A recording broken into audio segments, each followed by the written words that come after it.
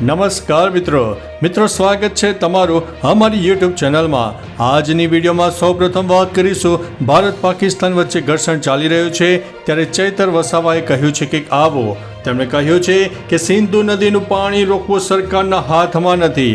ડેડિયાપાડાના આપ ધારાસભ્ય ચૈતર વસાવાએ ધરમપુર ખાતે જણાવ્યું છે કે સિંધુ નદીનું પાણી રોકવો ભારત સરકારના હાથમાં નથી। તેમણે કાશ્મીરમાં થયેલા આતંકી હુમલાને લઈને ચિંતા પણ વ્યક્ત કરી હતી। ઉપરાંત અમદાવાદ સહિત 4 મહાનગરોમાં બાંગ્લાદેશી ઘૂસણખારો સામે ચાલતી કાર્યવાહીનું પણ સમર્થન કર્યું છે।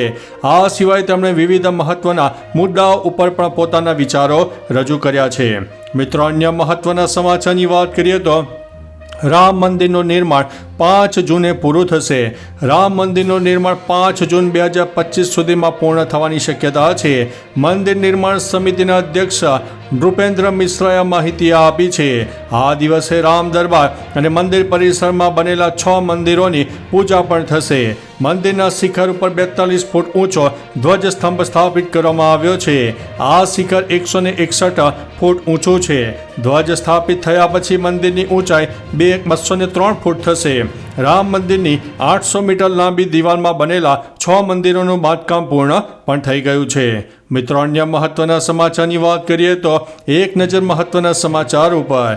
સીએમ ભૂપેન્દ્રભાઈ પટેલે અમદાવાદ પોલીસ કમિશનર કચેરી ખાતે એક અગત્યની બેઠકનું આયોજન કર્યું। વલસાડ જિલ્લા પોલીસે પણ ગેરકાયદેસર ભારતમાં પ્રવેશેલા બાંગ્લાદેશી નાગરિકો સામે મોટી કાર્યવાહી કરી છે। અડાલજમાં નકલી ગુટખા બનાવવાનું કારખાનું ઝડપાયું છે। ગાંધીનગર એલસીબીએ દરોડા પાડીને 4 શખ્સોને પકડીને 8.31 લાખ રૂપિયાનો મુદ્દામાલ પણ જપ્ત કર્યો છે। મિત્રો, અન્ય મહત્વના સમાચારની વાત કરીએ તો આઈપીએલમાં કોલકાતા મિત્રો જીતી ગયું છે। કોલકાતા નાઇટ રાઇડર્સ અને દિલ્હી કેપિટલ્સ વચ્ચેની મેચમાં કોલકાતાનો વિજય થયો છે। કોલકાતાએ 14 રને આ મેચ જીતી લીધી છે। દિલ્હી તરફથી ફાફ ડુ પ્લેસિસે 62 રન, કેપ્ટન અક્ષર પટેલે 43 રન અને ડિસ્ટન્સ ટબે 1 રન બનાવ્યા હતા। કોલકાતા તરફથી વેંકટેશ અય્યરે 7 રન, સુનિલ નારાયણે 27 રન, અજિંક્ય રહાણાએ 26 રન પણ બનાવ્યા હતા। મિત્રો, અન્ય મહત્વના સમાચારની વાત કરીએ તો ગૃહ મંત્રાલયમાં ચાલી રહી છે ઉચ્ચ સ્તરીય બેઠકોનું આયોજન।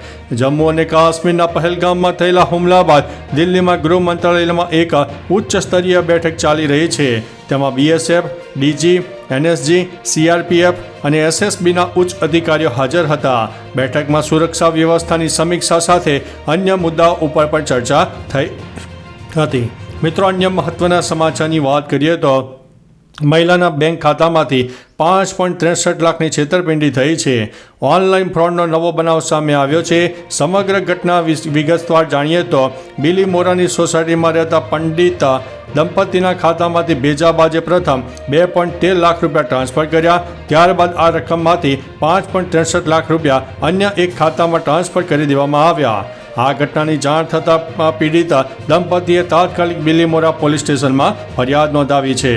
મિત્રો, અન્ય મહત્વના સમાચારની વાત કરીએ તો ભારતનો આ નિર્ણય પાકિસ્તાનને બહુ ભારે પડશે। ભારત સરકારે ફાર્મા એક્સપોર્ટ પ્રમોશન કાઉન્સિલ પાસેથી પાકિસ્તાનમાં નિકાસ થતી બધી દવાઓ અને ફાર્મા ઉત્પાદનોની યાદી માગી છે। ભારતમાંથી આયાત થતી દવાઓ અને કાચો માલ પાકિસ્તાની દવાની 50થી 60% જરૂરિયાતોને પૂર્ણ કરે છે।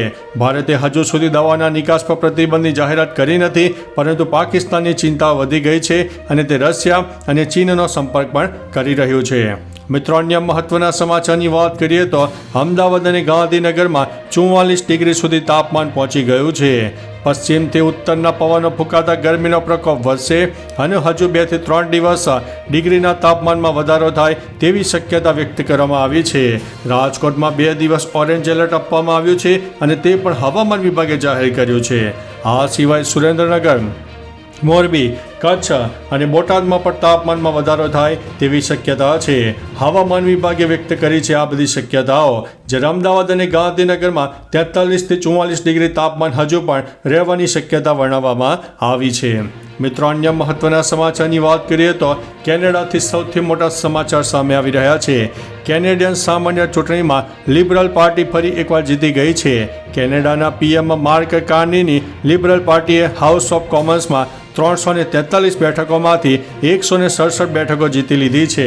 માર્ક કાર્ની પહેલા લિબરલ પાર્ટીના નેતા જસ્ટિન ટ્રુડો હતા, જેમણે જાન્યુઆરીમાં પીએમ અને પાર્ટીના નેતા પદ પરથી રાજીનામું આપવાની જાહેરાત કરી હતી. ટ્રુડોના કાર્યકાળ દરમિયાન ભારત અને કેનેડા વચ્ચેના સંબંધો ખૂબ જ તણાવપૂર્ણ રહ્યા હતા. મિત્રો, અન્ય મહત્વના સમાચારની વાત કરીએ તો લલ્લા બિહારી બાંગ્લાદેશીઓને વસાવાનું આખું પેકેજ આપતો હતો.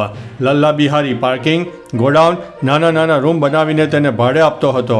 પછી ખબર પડી કે બાંગ્લાદેશથી અહીંયા મોટા પ્રમાણમાં લોકો આવે છે, એટલે કે તેના માટે અહીંના કેટલાક લોકો સાથે મળીને ગેરકાયદેસર ડોક્યુમેન્ટ ઊભા કરવા અને ખોટા ભાડા કરાર કરીને ભારતીય નાગરિકતા અપાવવા સુધીનું એક પેકેજ તૈયાર કરી નાખ્યું. આમાં તે અત્યારે અંદાજિત 10 થી 12 લાખ રૂપિયા મહિને કમાતો હતો. મિત્રો, અન્ય મહત્વના સમાચારની વાત કરીએ તો કેનેડાની ચૂંટણીમાં ખાલિસ્તાની એજન્ડાને મોટો ઝટકો. કેનેડામાં યોજાયેલી 2025ની સામાન્ય ચૂંટણીના પરિણામોએ ન માત્ર રાજકીય સમીકરણો બદલ્યા છે, પરંતુ ખાલિસ્તાની એજન્ડાને પણ મોટો ફટકો આપ્યો છે. ખાલિસ્તાની આતંકવાદી ગુરપતવંત સિંહ પન્નુને હંમેશા સમર્થન આપનાર જગમીત સિંહને આ ચૂંટણીમાં કારમી હારનો સામનો કરવો પડ્યો છે. ચૂંટણીમાં પોતાની હાર સ્વીકારીને તેમણે સંસદ સભ્ય પદેથી રાજીનામું આપી દીધું છે. મિત્રો, અન્ય મહત્વના સમાચારની વાત કરીએ તો કારેલીબાગમાં પાકિસ્તાની ધ્વજના સ્ટીકરોથી ખળભળાટ મચી ગયો છે.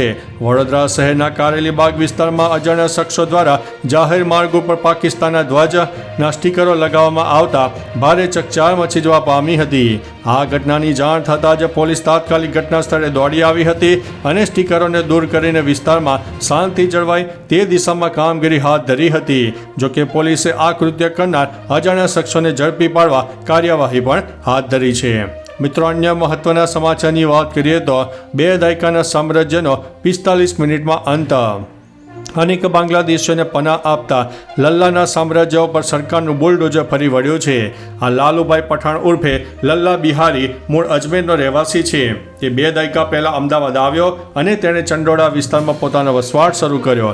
પરંતુ ક્રાઇમ બ્રાન્ચે 2 દાયકાના સામ્રાજ્યનો માત્ર 45 મિનિટમાં અંત કરી દીધો છે. આ કાર્યવાહીના પગલે અનેક માફિયાઓમાં હવે ફફડાટ પણ વ્યાપી ગયો છે. મિત્રો, અન્ય મહત્વના સમાચારની વાત કરીએ તો છોટા ઉદેપુરમાં 69 ડોલોમાઇટ ખાણ બંધ થઈ છે. છોટા ઉદેપુર જિલ્લામાં સરકારના એક નિયમને કારણે છોટા ઉદેપુરમાં 69 ડોલોમાઇટ ખાણ બંધ થઈ ગઈ છે. આમ થવાથી ડોલોમાઇટ ઉદ્યોગ સંલગ્ન એકમોમાં મળીને લગભગ 30,000 જેટલા લોકો બેરોજગાર થઈ ગયા છે. આ ખાણો ચલાવવા માટે વર્ષોથી જિલ્લા કલેક્ટર દ્વારા એન્વાયરમેન્ટ સર્ટિફિકેટ આપવામાં આવતા હતા, પરંતુ નેશનલ ગ્રીન ટ્રિબ્યુનલ દ્વારા એક નિયમ બનાવીને કલેક્ટર પાસેથી એન્વાયરમેન્ટ સર્ટિફિકેટ આપવાની સત્તા લઈ લીધી હતી. તો ચાલો મિત્રો, ફરીથી દેશ અને દુનિયાના સુપરફાસ્ટ સમાચાર લઈને મળતા રહીશો. ત્યાં સુધી અમને રજા આપશો. નમસ્તે.